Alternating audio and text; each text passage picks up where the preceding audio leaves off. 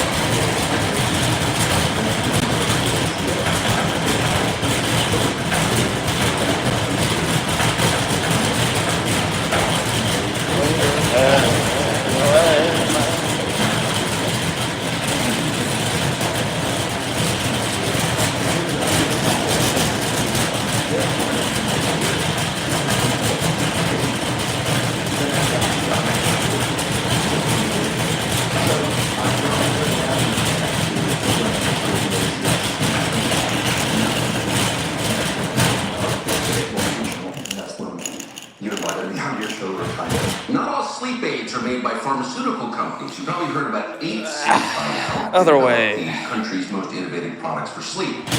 Almost everything on is something.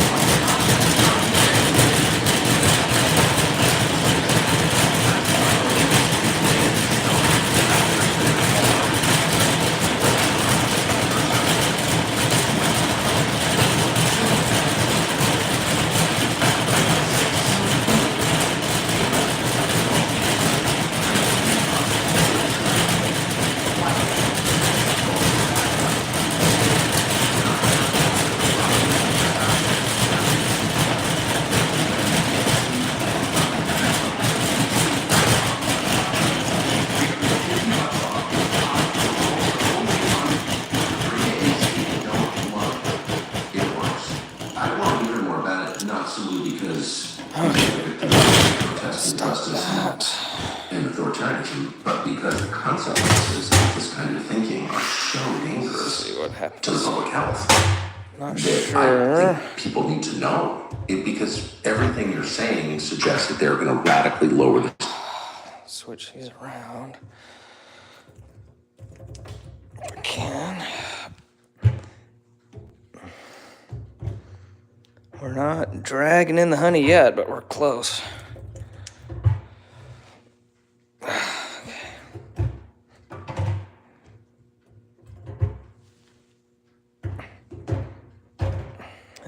Oh, shoot. I put that right in the honey. Jeez. Okay.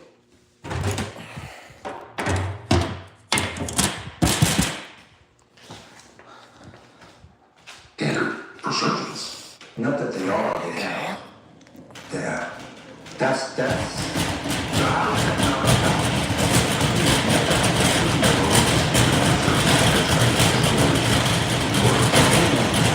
Spin a minute this way.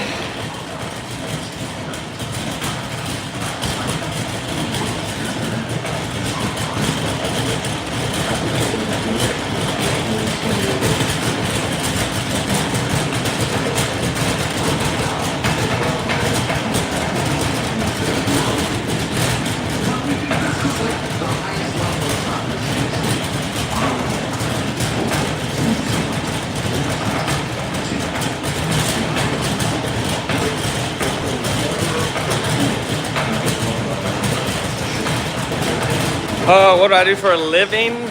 I'm a commercial joint sealants and glass contractor. I work in about 10 different states.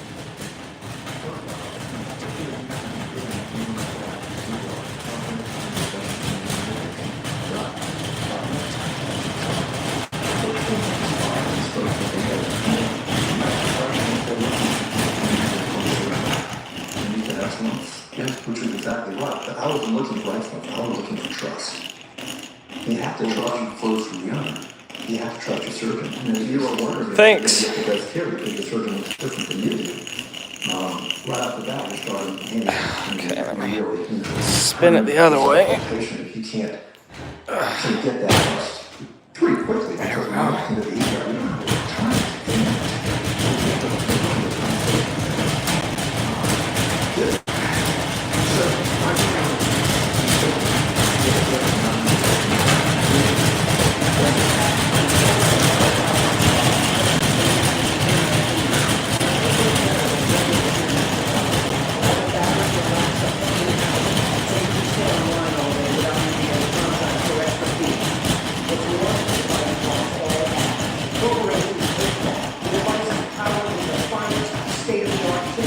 Yep. That makes the Wi-Fi connection so strong.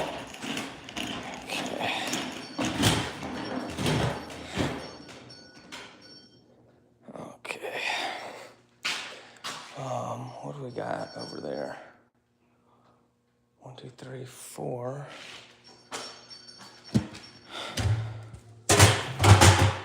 I'm not sure how I'm off. Okay, well, set this one up to open, and this one.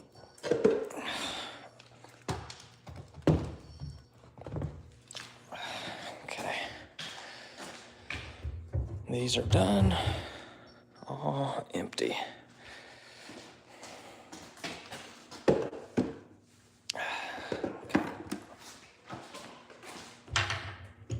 Oops.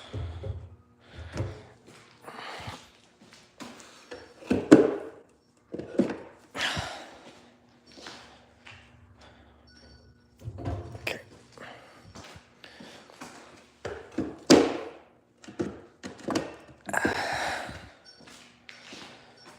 This one.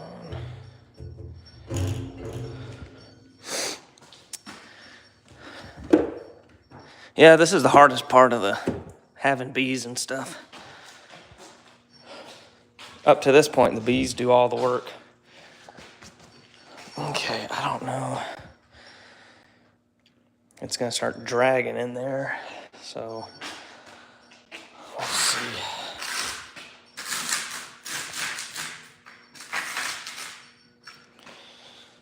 Okay, these John.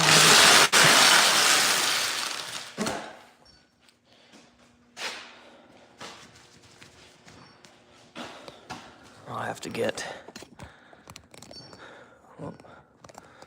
the strainer.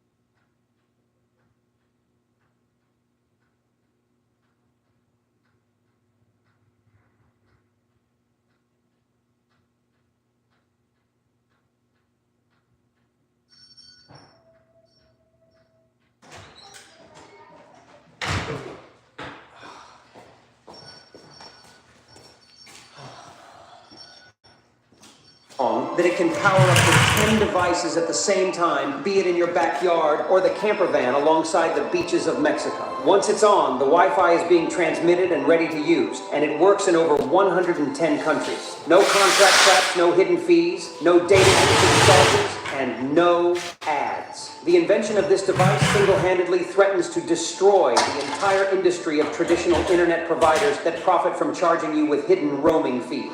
It was created by Richard, an engineer and a former cable internet employee from Atlanta, Georgia. After 7 years working as a technician for a state's cable internet operator, Richard learned that in 2010, Congress passed a new law that stops internet providers from encrypting their signals. In other words, the internet signal was made public as access to it was granted to everyone. Internet providers fought against this, and ever since this law came into effect, the Wi-Fi price has risen by roughly 5.8% each year. This is almost 3 times higher than the inflation rate. That's when Richard realized what was truly going on. He understood that traditional internet services were a complete ripoff. He cracked the encryption methods used by internet service providers to secure their signals and created an antidote for them. He created Ryoko, the ultimate portable lightning speed Wi-Fi hotspot that lets you get online almost literally everywhere. Because as Richard believes, access to the internet is a human right. His invention caught the eye of investors.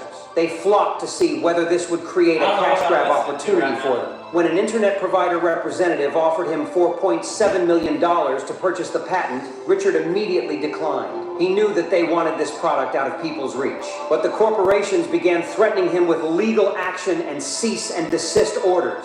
It was then that he realized the impact his invention could have. A group of talented engineers joined him in his battle against greedy internet providers. They perfected the device and prepared it to be available to the wide public. This lightweight device fits into your pocket, but it's supercharged with a Wi-Fi transmitter so powerful, it works in even the most remote areas, which is the reason why it went viral among travel vloggers. With them filming their reactions to having super fast internet access in areas where they did not expect it to work. The device protects you from ever using insecure and unreliable public networks again. More importantly, it blocks ads, malware, and phishing scam websites. It saves the average household up to $2,000 annually. Since its launch last year, over 1 million Ryoko units have been sold. But the internet providers are trying to make it impossible for you to obtain this marvel of Wi-Fi hotspot engineering. It has already been blocked from being in traditional convenience and electronics shops. Ryoko is exclusively sold online on its official website.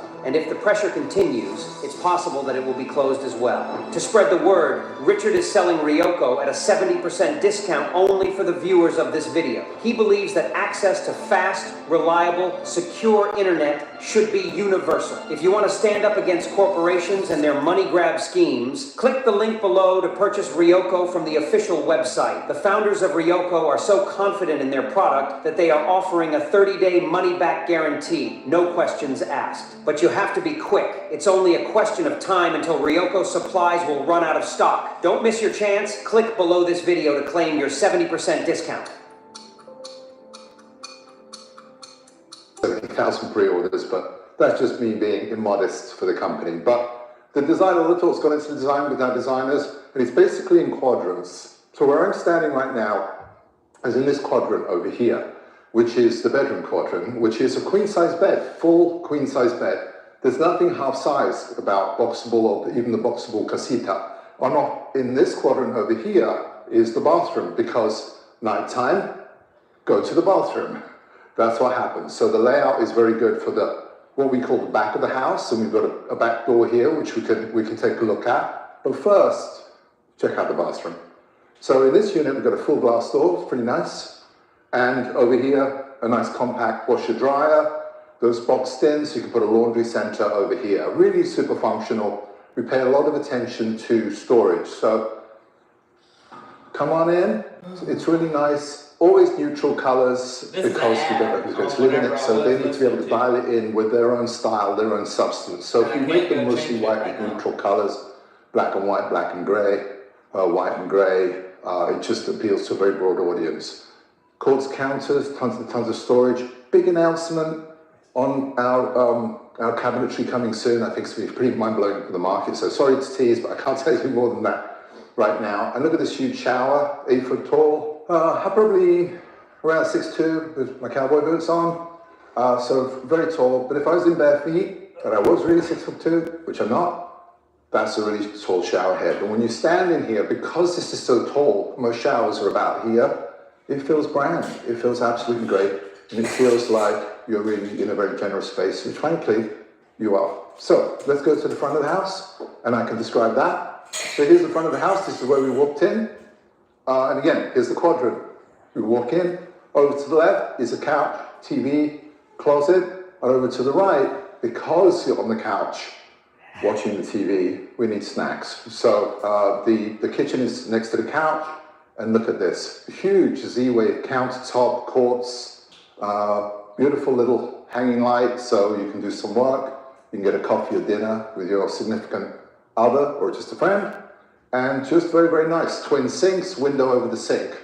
Who doesn't want a window over the sink so when you can ask somebody else to wash the dishes for you, at least you're giving them a nice view. And again, lots and lots of cabinetry. I'm dying to tell you the upgrade on the cabinetry we're doing, because it's mind-blowing, but I can't do it today. And because it's Casita and everything is full size, you know, we have obviously a full-size fridge, which is pretty nice. Obviously, some of these been drinking what appears to be very inexpensive champagne, so it's clearly not mine.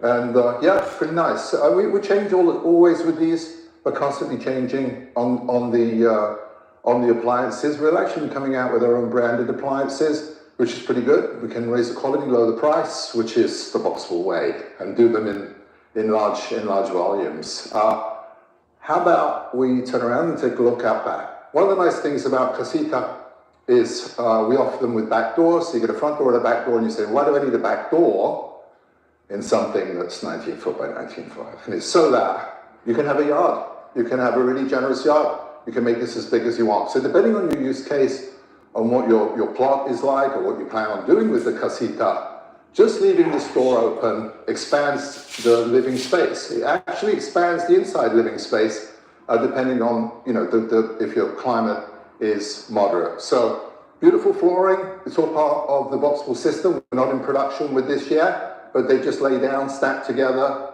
We're thinking of everything we can for our customers. The goal of Boxable is to solve the housing crisis. Very, very tiny goal. We'll see if we get there. I think we have a really good shot at getting there. And the goal of Boxable is three things: the highest quality, the lowest cost, and the maximum speed, because we have to deliver in high volumes. Those are the three legs of our table, which makes it very stable.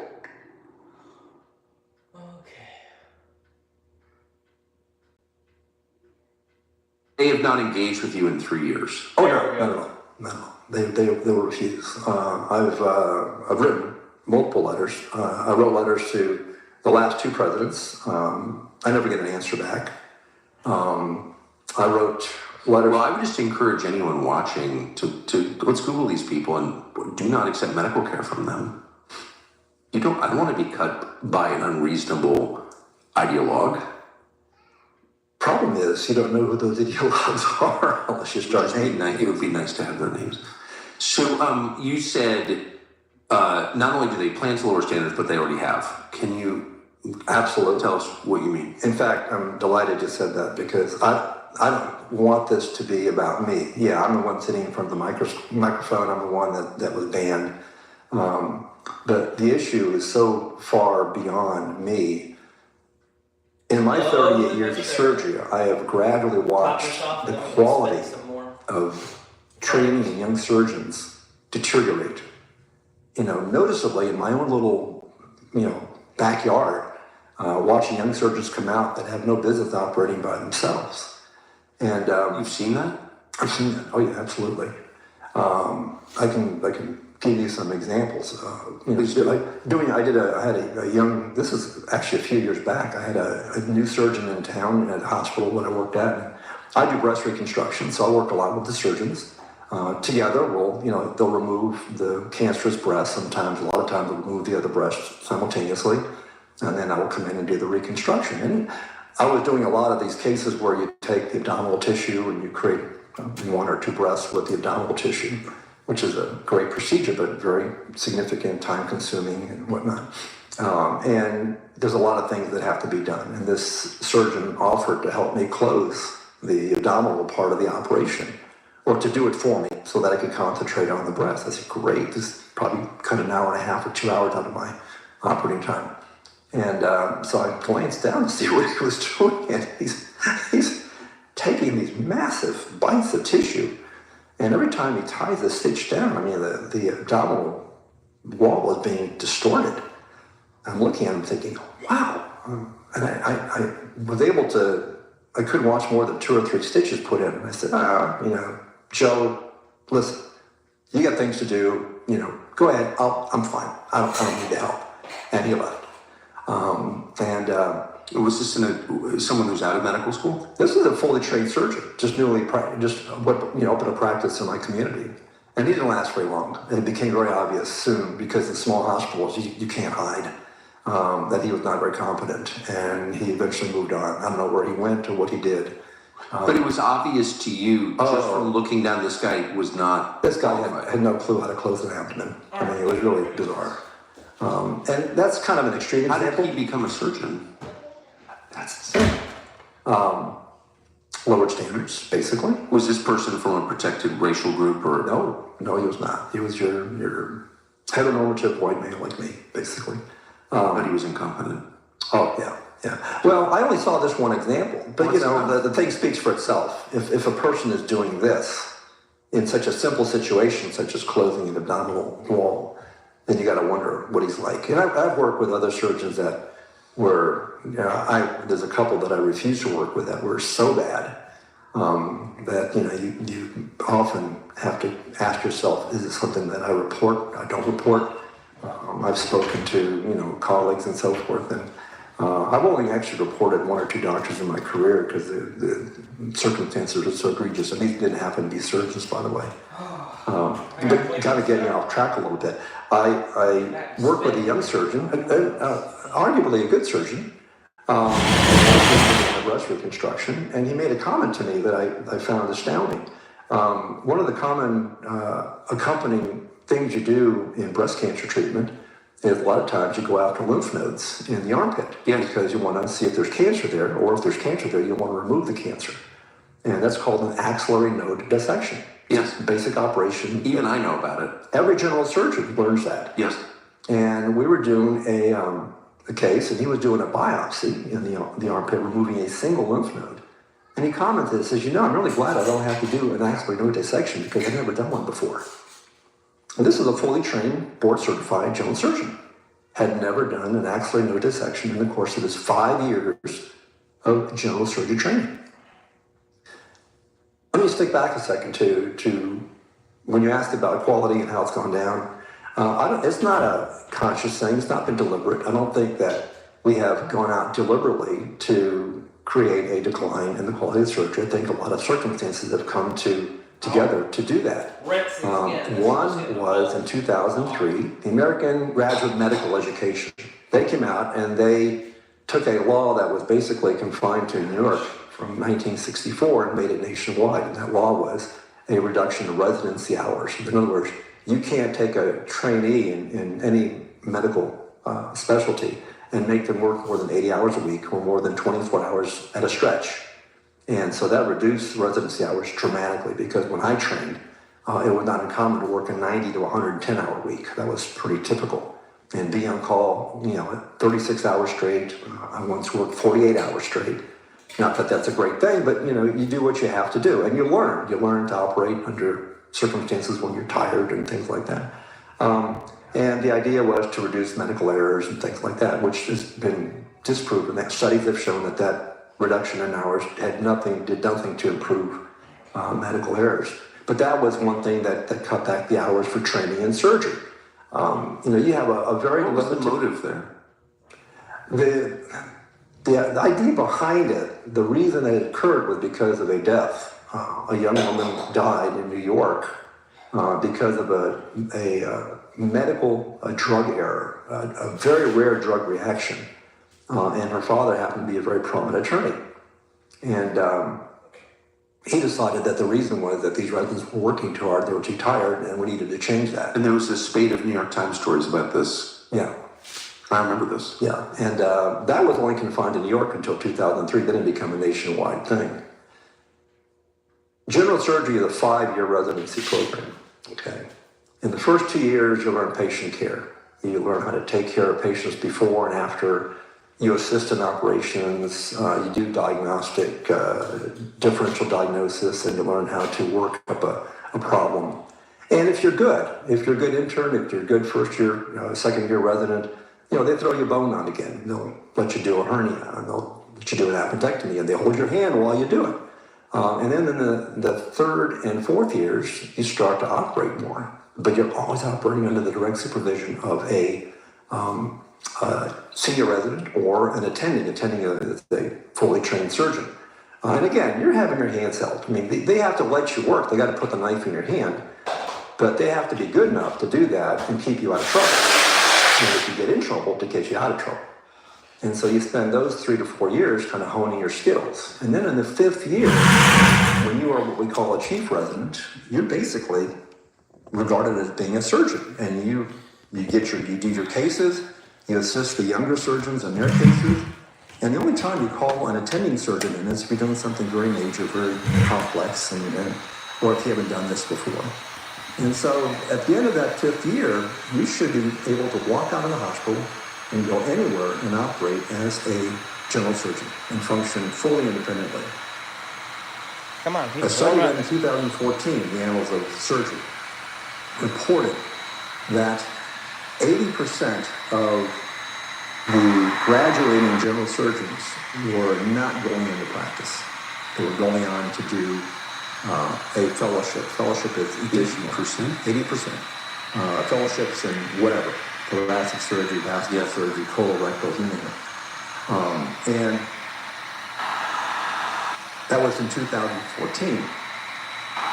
They surveyed program directors, who were the chiefs, the heads of surgical programs, to find out what these residents they were getting, or what these surgeons that they were getting in fellowships were like. They found out that 66% of them could not be relied upon to operate independently for more than about 30 minutes. That's something like 30%. Hi, Leanne. I don't know if you're still watching, could but not handle tissues. I just saw the comment. I can't see the screen when I'm over there straining the honey 20-30% out of the extractor. So if you leave a comment when I'm over there doing that, I can't see it. Number couldn't identify the early signs of a complication. Some could not identify an anatomical tissue plane. These are people that are graduates of general surgery residencies coming out of the program and going to fellowships. The saddest thing is that when they survey the young surgeons themselves and say, well, why are you going into this fellowship instead of going out and practicing? More than half say it's because they did not feel comfortable operating independently after 5 years of training. So there's something very wrong with the training they're getting. They're not getting enough cases to do. They're not being allowed to operate. You know, in some places, the attending surgeons are very hesitant to hand over a case to a younger surgeon because, number one, they're responsible for that case. Number two, you're never going to be as efficient or fast as a young surgeon as you will later on when you've had more experience. So it takes longer and it impacts your day, your schedule. It's sad because they recognize this. I mean, these young So the surgeons question recognize is, I mean, it sounds like a total failure to train the next generation of surgeons. it's a system failure. And the ACS recognizes this. And you know how I know that? It's because since 2014, they've initiated what they call a mentorship program. And what they do is they try to find experienced surgeons that will mentor these young surgeons to help them come up to speed. Okay, so a young surgeon out of training that should be able to work on their own and find that they're struggling or not really able to do that, they would have an experienced surgeon to, I don't want to say hold their hand, but to oversee them, supervise them, scrub with them. They can't find enough surgeons to do that, for one thing. Here's where the DEI really comes in too, is they have this idea of racial concordance that what they need to do is find, if it's a black surgeon, they got to find a black mentor for him. If it's a Hispanic surgeon, they got to find a Hispanic mentor. And there's not enough of those to go around. It's the time of year we focus on the people who matter most in our lives. And if there's one way to show your family, the people you love, that you love them, it's by protecting their health and their safety. And a really obvious way to do that is by preparing for unpredicted moments. And there are a lot of those. Breakdown of supply chains, overwhelmed hospitals, natural disasters, wars. Whatever happens next, you can't see it coming, but you can be prepared for most of it. And that's why a JACE case works. A JACE case is a personal supply of prescribed emergency medications. So if things fall apart, you're okay. If there's an unexpected global disruption, you can protect yourself and your loved ones. So this February, show them you care. Get the JACE case today. You'll have the right meds on hand when you need them. You only need them once. You ought to have them. So, in addition to what are demonstrable, provable failures of medical schools to train the next generation of surgeons, and can I just say parenthetically, I feel like if they're not training surgeons adequately, surgeons are a small percentage of all physicians, probably the most important, but they're probably not, and probably the smartest and most driven, then they're probably failing. I'll agree with you on that. Yeah. Well, that's surgeon, all right? It's the most straightforward kind of medicine. So, but in addition to that, they overlay these racial mandates. They decide that racism is the real problem, not incompetence. And then they put these mandates in where, you have to somehow have doctors of all these different backgrounds, which you don't have. So what happens when... Okay, then go. Everything starts to go downhill really quickly. I get people contact me just because of my profile has been elevated by being out there a little bit. I got a call from a young plastic surgery resident that had been fully trained in general surgery and went on to begin her plastic surgery training. And she was concerned because she wanted to get the most out of her training. And so she reached out to me to find out what things she could do. She told me things that are unbelievable. I mean, I never imagined this. And this has been confirmed, it wasn't just my conversation with her. I've confirmed it from other sources as well. A couple of things. One is she talked about the difficulty getting enough cases under your belt. That is, not getting given cases to do, not having operations that you can actually perform, not having the attendings turn things over to you. This I could not believe. One of the requisites to become board certified, at least in surgery, is you have to turn over to the Board of Examiners for the American Board of Surgery, the American Board of Plastic Surgery, a log of the cases you have done in the course of your residency program. So they list, every case you done to the surgeon as an assistant and whatnot. Well, they're now permitted to list operations in there as part of the surgical experience that they've only watched. So if they sit behind the anesthesia screen or look over the shoulder of the surgeon and watch an operation, they can list that in the logbook as part of the surgical experience. And I can tell you personally that you don't learn surgery that way. You learn by getting items in there. I've watched a lot of medical shows. I'm not a doctor. As a result of that's... And that's what's scary. And that allows them to qualify for taking the board. The other thing they do, which is really... What would be, again, the motive there? Why would you allow that? The ACS has already anticipated there's going to be a shortage of 19,000 surgeons by 2030. 5 years from now, we're going to be shy nearly 20,000 surgeons in this country. Right now, the USA is short 1,200 trauma surgeons. There are places that need a trauma surgeon that can't get one because they're just not around. So one idea, as bad as it may be, is to put out anybody and everybody, and you don't want to drop anybody, just so you can get the numbers up there. There's so much to this, Tucker, that goes into this. Well, back to all of this begins at the front end of the pipeline, which is medical school. Yes.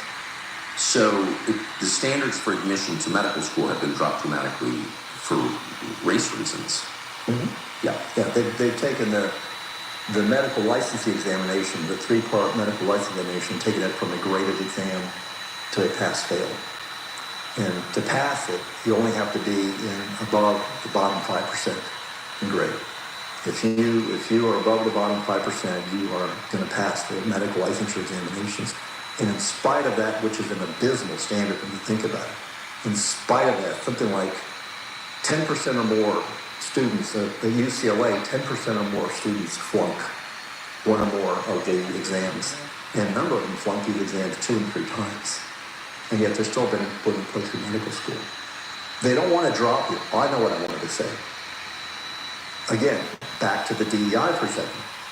If you're an attending in a surgical training program and you have a surgeon that is inadequate, he's just not cutting it. And I saw this. I was in training. There were surgeons, people that came into the program that were dropped after year 2 because it was clear that they weren't going to be able to do it. They just didn't have the dexterity. They didn't have whatever.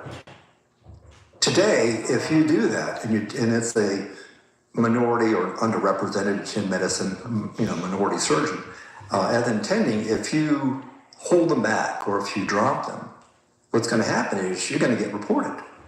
You'll get reported to the DEI establishment in that program, and invariably they're going to side with the resident and not with the attending. Why do they have the moral high ground if they're putting people's lives at risk, which they are? I mean, I think that's a crime, but how did they get to attack you for upholding objective standards of surgery? I just don't get like, are there no sane people left in American medicine? Well, the thing is this: how do you recognize quality or death? How do you recognize bad surgery? And one way that you recognize that is by complications. So the question would be: are people dying? Are complications going out? Okay, in surgery. Right now, you can't answer that question. And the one big reason why we can't answer the question is that.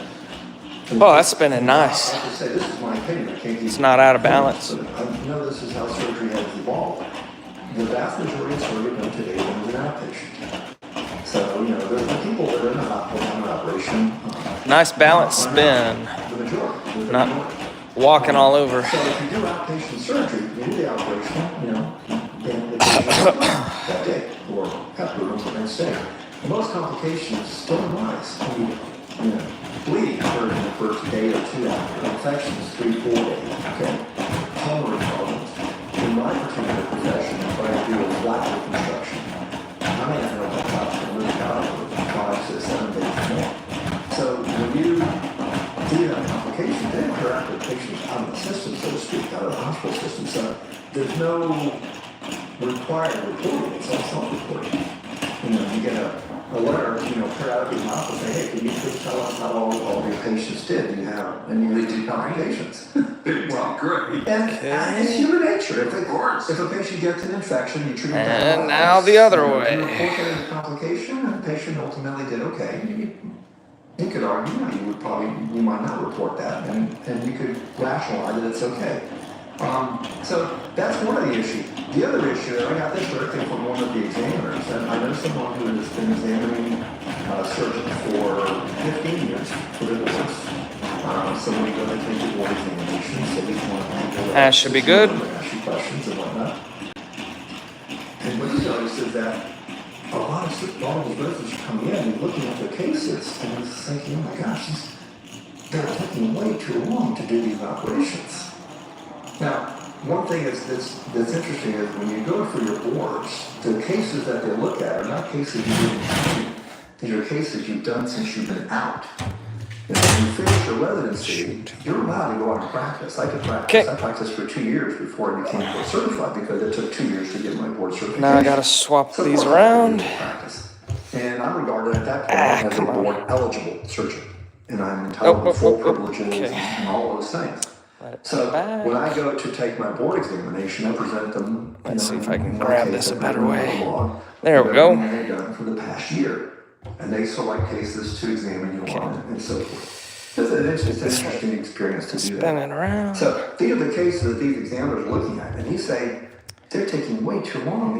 Here's an operation that should only take 3 to 4 hours. It's taking 7 to 8 hours for this person to complete this operation. And I've seen this locally. I've seen this in my own community. Where, nurses who know the good surgeons and the bad surgeons say, Mr. Dr. So-and-so, he's so slow, he just takes forever to do, this operation. And complications are directly tied to... And spin. Absolutely, positively correlated. And The older the surgery, the more potential complications. exactly. And this is recognized, and it's recognized in emergency way. The CMS, Center for Medicine,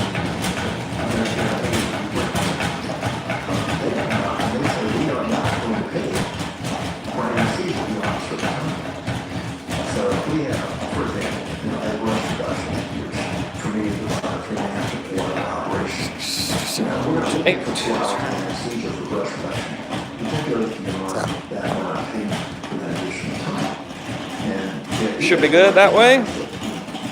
People are taking too long to do these things. We're gonna find boxes.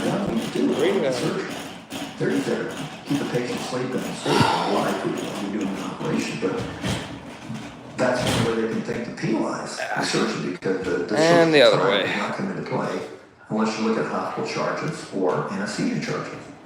And so they recognize this, and goes back to what I said. You know, a lot of surgeons are not getting enough surgical experience to be able to operate one independently, and two, I would say, efficiently competent to do. I'm not a surgeon, but I can hold my own here in terms of finish an operation and precision. I've never tried to do this before. So all those things go to the fact that you're not going to really recognize this decline because it's so slow. All right, that's it. But I got to run and get more jars because we're all full here. I want this to be a wake-up call to my fellow surgeons. This is what can happen to you